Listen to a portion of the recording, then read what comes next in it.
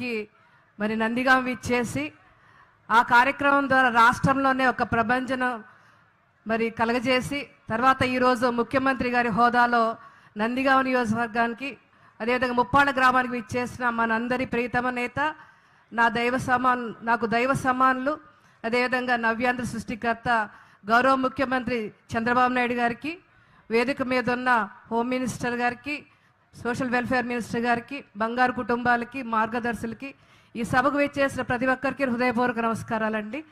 ముందుగా జగజీవన్ రావు గారికి మనస్ఫూర్తిగా నేను ప్రగాఢ నివాళి అర్పిస్తున్నాను. రాజ్యాంగాన్ని అంబేద్కర్ గారు రచిస్తే దాన్ని అమలుపరిచింది జగజీవన్ రావు గారు. సంఘంలోని అసమానత తొలగించాలని దళితులకు ఉన్నత స్థాయి కలిగించాలని అనేక పోరాటాలు చేసిన మహానేత మరి జగజీవన్ రావు గారు. మరి సుదీర్ఘంగా పార్లమెంట్ సభ్యునిగా అదేవిధంగా మరి కేంద్ర మినిస్టర్గా 30 సంవత్సరాలు మరి సుదీర్ఘంగా చేసి ఓటమి ఎరగని నాయకుడిగా ఆయన చరిత్ర సృష్టించారు. అదేవిధంగా పేదరికంపై పోరాటం చేసిన పార్టీ ఏదన్నా ఉందన్న ఈ రాష్ట్రంలో అది తెలుగుదేశం పార్టీ, తెలుగుదేశం ప్రభుత్వం అండి. ఆ రోజుల్లో మరి ప్రతి పేదవాడికి గుడ్డ ఇవ్వాలని చెప్పి ఆనాటి ముఖ్యమంత్రి ఎన్టీ రామారావు గారు మరి రాజకీయాల్లోనే ఒక చరిత్ర సృష్టించారు. మరి ఈనాటి మరి దళిత ఆరాధ్య దైవమైన నారా చంద్రబాబు నాయుడు గారు ఒక అడుగు ముందుకేసి మరి దళితులకు ఏ విధంగా సమున్నతి కల్పించారో మనందరూ తెలుసు. ముఖ్యంగా చట్టసభల్లో సమున్నతమైన స్థానం అక్కడ పార్లమెంట్లో లోక్సభ స్పీకర్గా బాలయోగ్ గారిని మరి అసెంబ్లీ స్పీకర్గా ప్రతిభా భారతి గారిని ఏ విధంగా ఉన్న స్థానంలో ఉంచారో మనందరూ తెలుసు. అదేవిధంగా దళిత వాడలు బాగుపడాలని అక్కడ సిమెంట్ రోడ్లు, లైట్లు, ఇళ్ళు అదేవిధంగా అన్ని సౌకర్యాలు కల్పించాలని మరి వేలాది కోట్లు సబ్ప్లాన్ ద్వారా ఖర్చు చేశారు. అదేవిధంగా దళితులు స్వయంగా వాళ్ళ కాళ్ళ మీద వాళ్ళు నిలబడాలని చెప్పి భారీ సబ్సిడీతో లోన్లు ఇచ్చారు. ఇలా చెప్పుకుంటూ పోతే 27 స్కీమ్స్. మనకి సాధారణ విద్యే మరి కష్టం అనుకుంటే విదేశీ విద్యను సైతం అందుబాటులో తీసుకొచ్చిన మహానేత మన చంద్రన్న అండి. అదేవిధంగా అలా చెప్పుకుంటూ పోతే 27 స్కీమ్స్ చంద్రబాబు నాయుడు గారు గత ప్రభుత్వంలో మనకి మంజూరు చేశారు. మరి దళితుల్లో ఉన్న ఉపకులాలకు కూడా రిజర్వేషన్ ఫలాలు అందాలని చెప్పి అందరికీ సమానంగా అందాలని చెప్పి ఇటీవలే మరి అసెంబ్లీలో వర్గీకరణకు ఆమోదం తెలిపినందుకు మా దళిత జాతి అంతా కూడా వారికి పాదాభివందనం చేసుకుంటున్నామండి. అదేవిధంగా మరి నందిగాం నియోజకవర్గం వస్తే నందిగాం నియోజకవర్గం ఎప్పుడూ కూడా తెలుగుదేశానికి కంచుకోట. మరి నందిగాం నియోజకవర్గానికి సూర్యచంద్రులు ఎవరన్నా ఉన్నారంటే దేవినేని రమణ గారు, మా నాన్నగారైన తంగిరాల ప్రభాకర్ రావు గారు అండి.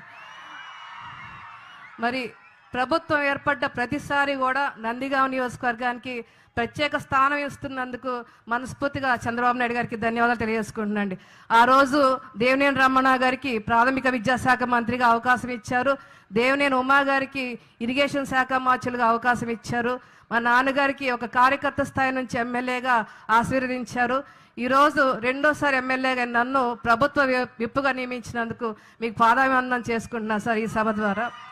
అదేవిధంగా నందిగాం నియోజకవర్గంలో ప్రధాన సమస్యలు చూస్తే సార్ వేదాద్రి స్కీమ్ కింద దాదాపు 50,000 ఎకరాలు మరి ఆయకట్టు ఉంది. ఇది జగ్గైపేట నందిగాం నియోజకవర్గానికి ప్రధాన స్కీమ్ సార్, అతిపెద్ద స్కీము. ఇది గతంలో మన గవర్నమెంట్లో ఉన్నప్పుడు ఆ రోజు ఇరిగేషన్ మినిస్టర్ గారు పాడైపోయిన బోర్ల కోసం 5 కోట్లు కేటాయించారు. కానీ గత 5 సంవత్సరాలు పాలకుల మరి విధ్వంస పరిపాలనతో పూర్తిగా పాడైపోయి స్కీమ్ అంతా కూడా పక్కన పడేశారు సార్. తప్పకుండా ఆ స్కీమ్ని మళ్ళీ ఉపయోగంలోకి తీసుకురావాలని దాదాపు 12 కోట్లు ఎస్టిమేషన్ అయ్యింది సార్. తప్పకుండా అది మీరు మంజూరు చేయాల్సిందిగా ఈ సభ ద్వారా మిమ్మల్ని కోరుతున్నారు సార్. అదేవిధంగా చందలపాడు రాజధానికి అనుసంధానంగా చేసే ఏటూరు మోగులూరు కాజ్వే కూడా తప్పకుండా మీరు మంజూరు చేయాల్సిందిగా కోరుతున్నారు సార్. అదేవిధంగా మాకు ఇక్కడ సుబాబులు రైతాంగం ఎక్కువ సార్. సుబాబులు మిర్చి రైతులకు కూడా గిట్టుబాటు ధర కల్పించాలని ఈ సభ ద్వారా మిమ్మల్ని కోరుతున్నారు సార్. అదేవిధంగా ఏనుగడ్డ వాగు, లక్ష్మమ్మ వాగుల మీద బ్రిడ్జిల నిర్మాణం జరగాలని మీ ద్వారా కోరుతున్నారు సార్. మాకు ఏపీఐఏసీ ల్యాండ్ 500 ఎకరాలు ఉంది సార్. వాటిలో మరి ప్రతి నియోజకవర్గానికి కూడా మీరు ఇండస్ట్రియల్ పార్క్ ఇస్తున్నారు. మాకు ఆల్రెడీ ఉంది. పరిశ్రమలు తీసుకొచ్చేందుకు ప్రభుత్వం మాకు సహకారం అందజేయాలని మీ ద్వారా కోరుతున్నాను సార్. అదేవిధంగా మరి గడిచిన 9 నెలల్లోనే నందిగాం నియోజకవర్గంలో దాదాపు మీ ద్వారా 100 కోట్ల అభివృద్ధి జరిగింది సార్.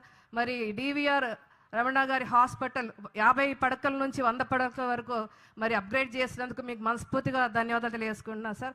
అదేవిధంగా పక్కన మేము మున్నేటి పక్కన కృష్ణానది పక్కన ఉన్నా కూడా నందిగాం పట్టణ త్రాగునీటి సమస్య నుంచి పరిష్కరించేందుకు మరి దాదాపు 89 కోట్లతో మీరు మంచినీటి ప్రాజెక్ట్ ఇచ్చినందుకు మీకు మనస్ఫూర్తిగా ఈ సభ ద్వారా ధన్యవాదాలు తెలియజేసుకుంటున్నాను సార్.